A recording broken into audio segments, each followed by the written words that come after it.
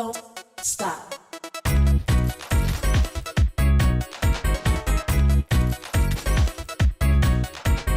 Don't stop.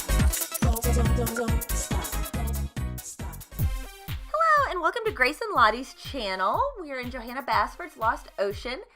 All of the crabs have been colored for the crab party, so it's now time to do a background for them, and I thought that sand would be appropriate for them to be on. So I'm going to flip back here and show you one of my other pictures I did some sand, so you can see where we're going right there. We have some sand.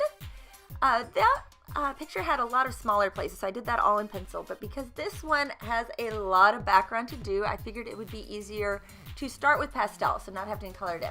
My pastel are all in tubs, and I just shaved those off with a razor blade into the tub so that they're ready to go.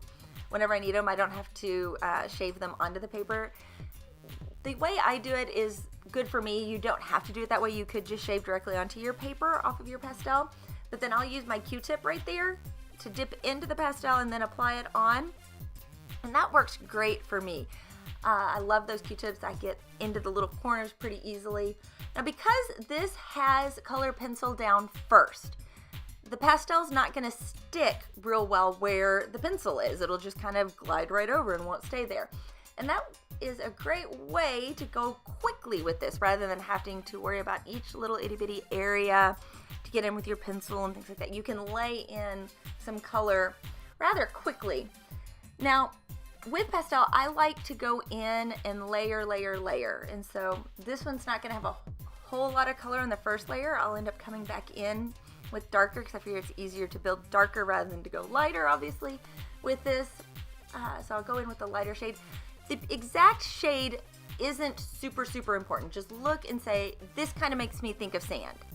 You can tweak it a little bit by putting other little pastel over top of it once you get it down. So don't freak out if it's a little too yellow or something. You can go back and fix that by just putting a little bit of light over top of it. So I'm going to lay the first shade down. It was a lighter shade, then I went in with a little bit of a darker in some spots to keep it from being all monochromatic in the background. And then I'm going to go back in with some pencil and just go around the edges. And so I'll speed that up and you can watch.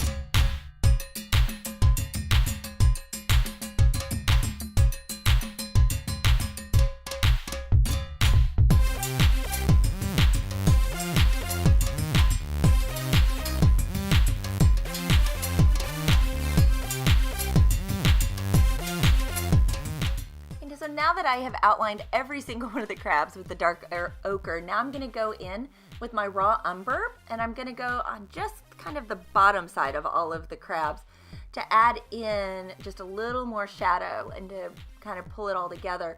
You're going to need to have a very, very sharp pencil to make this look right. So you're going to just have to keep sharpening it, keep your lead really sharp on this one, because you're going to be happy with the result that you get from that. Once it gets a little bit dull, it's going to get too thick of a line and it's going to be really noticeable, and you want this to be subtle, but it has to be a bolder line too, so that's why you need the sharp point in coming in with this. I love the effect that this gives, and I think it really finishes the piece well. I'll come back when I'm done.